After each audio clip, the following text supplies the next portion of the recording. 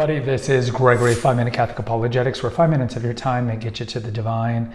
Today, we're going to do a refutation of the idea and the assertion that the majority of the world is now atheist. Now, before we begin, let's start with a prayer. Nomine Patris et Filii et Spiritus Sancti. Amen. Gloria Patri et Filii et Spiritui Sancto, secutor in principio et nunc et semper et saecula saeculorum. Amen. Excuse me.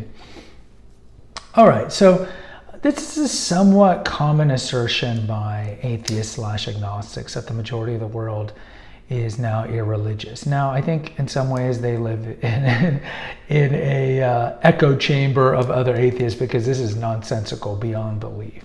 The vast majority of the world is religious. Absolutely. If you look at we have about 8 billion people in the world. At the most, at the best estimate, you could say maybe 1 billion people are atheist. Maybe 1 billion. So if you look at the Abrahamic faiths, Christianity, Islam, Judaism is very small, so we don't really count that. But if you look at the two main Abrahamic faiths, and we're not talking about whether or not these religions have merit or if they're efficacious or anything. We're just looking at people who believe in a higher power, higher powers that believe in a religion, which is trying to adhere to a series of customs, rules, and so forth connected to a higher being, a binding. That's what religion is called. So if you look at the Abrahamic faiths, that's probably about 1/3 of the world is that in itself. You look within Christianity, there's about 1.2 billion Catholics. If you look total Christians, it's only a little bit higher, because Orthodoxy, and then if you look at the mainstream Protestant faiths, they only bring in several 100 million, which sounds a lot, but Catholicism's 1.2 billion. Either way, Islam has about the same, about 1 billion, and it's hard to really estimate these numbers. Then you look at India. India is full of Hindus.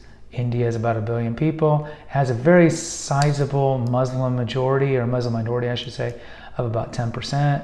You look over in Japan with Shintoism, you look at Southeast Asia with Buddhism, you look at Sub-Saharan Africa with Christianity and animism, the kind of the more beliefs of the spirits and so on. But these are religions. Now, and you look at the Sikhs, you look at the Zoroastrians, and so there's religion all over the world. Because, newsflash, slight sarcasm, we are wired to believe in a higher being. Atheists would like to think that you're not, but what atheists do is just replace that with another ism, typically materialism. Or you can say, cultural Marxism, you could say hedonism, but it's typically moral relativism, but it's materialism. That's what they replace it with. And look, we are so wired to believe in a higher being that even in countries that are atheistic, they have to put a barrel of a gun to your head for you to be atheistic. Like if you look at the Soviet Union, you look at communist China, it's not like the people were clamoring for an atheistic regime. These were taken by a small cadre of people who then enacted a series of horrible persecutions to make these countries non-religious and for you to worship the state. And we've talked about it before in the Retort on the Crusades, how when people say Christianity is the worst thing that's happened on this planet, or it's killed the most people, no, it's secular atheism has killed the most people. You're looking at 100 million people. Minimal estimates, just based in the 20th century, if you look at the Soviet Union, communist China, Pol Pot, and in Cambodia and other places like that, North Korea and so forth. So in places like communist China, when Mao took over, that was all by the gun. They had to do that. And if you look present day with the Uyghurs, there's about 1 million Muslim Uyghurs in China that they put in concentration camps and are forcibly sterilizing. It's the same thing. The Falun Gong. Say what you want about the Falun Gong. Again, religious, persecuted by the communists. So it's by conversion, by coercion.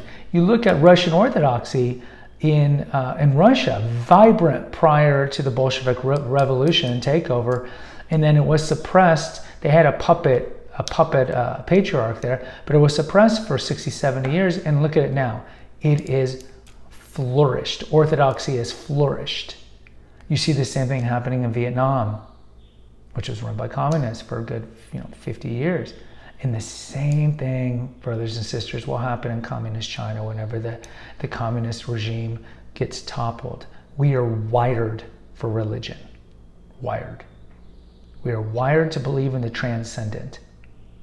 Atheism will never fully succeed. Yes, Gramsci, Alinsky, the Frankfurt School, all these guys have definitely made inroads into the West, where you see, it's interesting because in communist China, that atheism is done by the barrel of the gun. Whereas in Europe and in America to a certain extent, people choose it. And that's due to great propaganda by the aforementioned. So yes, in closing, you could look at France, you can look at Italy, you could look at certain parts of America and think that atheism is flourishing. But in fact, it's not. And yes, even though the percentage of people that identify as not being religious is growing, you look at the composite of the world is still fiercely and intensely religion. And no matter how strong communism through the Comintern or the common form can spread communism, the evils of communism to the world, you can't snuff out Homo sapiens sapiens desire to believe in the transcendent. It will never be snuffed out. So no, atheists are wrong. It's not the preponderant ideology. It will never be the preponderant ideology. We are wired to believe in the transcendent, and that will never change. Guys, post in the comments. I'd love to hear from you. Hit the notification, subscribe, and share button, share with others. Until next time, take care, God bless, and pray.